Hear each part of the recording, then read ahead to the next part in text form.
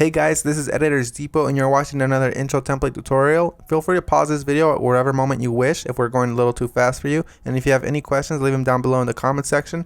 We always reply to every single comment, and if we're away for a minute, just go ahead and comment down below and there's very friendly people that will help you, guaranteed.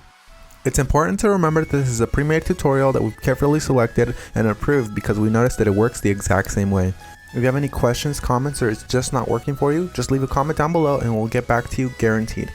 Now this tutorial requires both Adobe After Effects and Cinema 4D. You will absolutely require them. If you do not have them, go ahead and visit EditorsDepot.com. We can do any template customization at very affordable prices. Just feel free to select the template you wish and check out with it and detail everything you want on the template. Now that that's out of the way, all you're going to want to do is open up the Cinema 4D file. So here it is, and we already have it open, so I'm going to go ahead and bring it up. And as you can tell, everything is ready to go. All you have to do is replace the text, render, and you're done. Except one little thing, there's sometimes problems that come up with the templates, and I'm going to go ahead and cover them here. Sometimes the audio will be included, and you don't have to worry a bit about that. As you can tell on this template, the audio is included.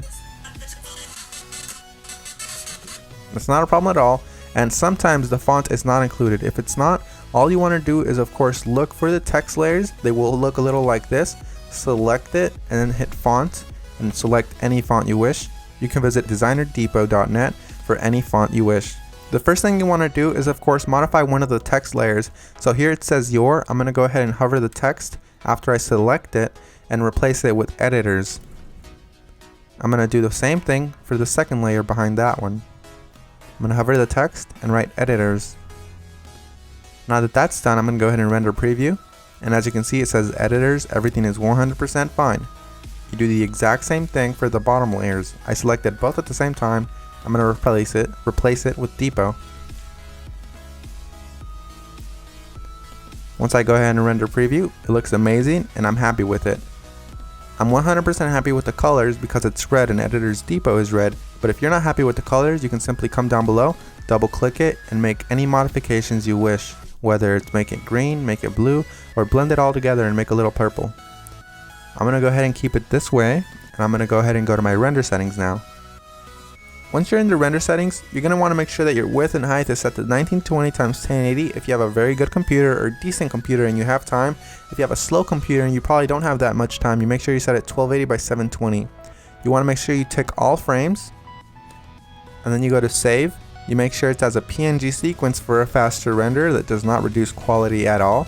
And you want to make sure you select file here. Make sure you make a folder for this one render sequence that's alone and empty. Mine is template render, and I'm going to name my every single sequence render. You close that and you begin the render.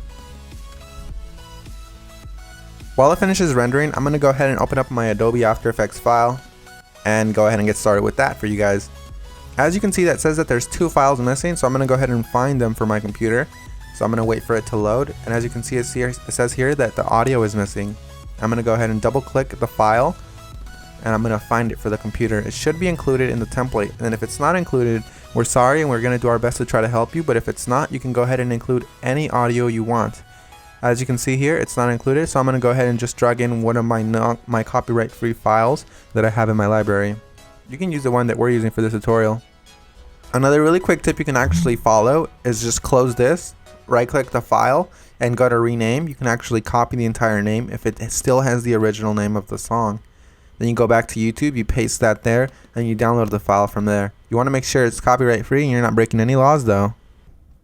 Once you've gone ahead and replaced your song, you're going to want to go ahead and replace the other thing that was missing, which is of course the PNG sequence. It might be a PNG file, .png, or it might be an MP4 file, or anything within those regards, like QuickTime for example. You're going to go ahead and double click it and replace it with your render sequence. I'm going to select the first frame, scroll all the way down just to be safe, and select the last frame. You want to make sure you do the same thing, all while holding shift, so it selects every single one. You make sure you tick on sequence here where it says PNG sequence. You should have that option for Windows as well. You hit open and it will import every single one and it'll make it look like a video.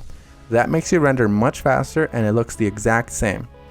So we're 100% done. Assuming you have every single one of the plugins required, you're 100% done, and if you don't, you're going to have a black screen similar to this.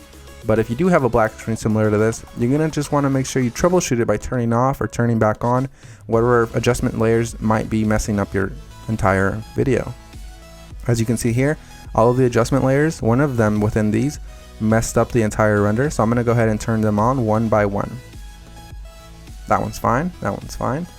Oh, this one's the problem here. So you make sure you turn them back on, and you're done. So I had one layer that messed everything up, and that's because I do not have the correct plugin. You want to make sure you fix that, and you want to make sure you don't run into that problem again. And finish the composition by adding it to the media encoder queue. That pretty much summarizes our video, guys. I hope you all enjoyed it, and if you did, remember, drop a thumbs up if you liked it. Drop a thumbs up if you are a fan of us and you like what we're doing. And guys, we really appreciate every single one of you from the bottom of our hearts. We really appreciate every single one of you guys, whether you're liking this video, disliking, or you just left and you didn't even watch this tutorial, guys. Hope you all have an amazing day, and as always, this is Maurice. Visit EditorsDepot.com for any customization of templates, and have an amazing day. Take care, guys.